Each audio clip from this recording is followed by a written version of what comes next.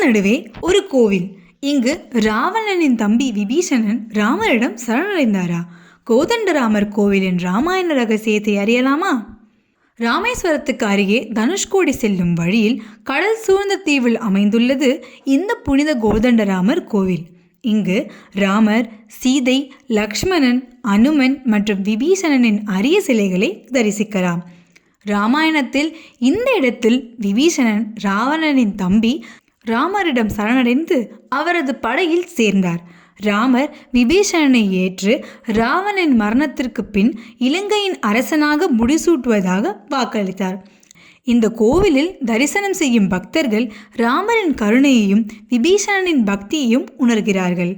கடல் அலைகளின் அமைதியில் ஆன்மீக உணர்வு பரவுகிறது. கோதண்டராமர் கோயில் ராமாயணத்தின் பக்தியும் வீரமும் ஒருங்கே வாழும் இடம். வீடியோ பிடிச்சிருந்தா லைக், ஷேர் பண்ணுங்கள், சப்ஸ்கிரைப் பண்ண மறக்காதீங்க.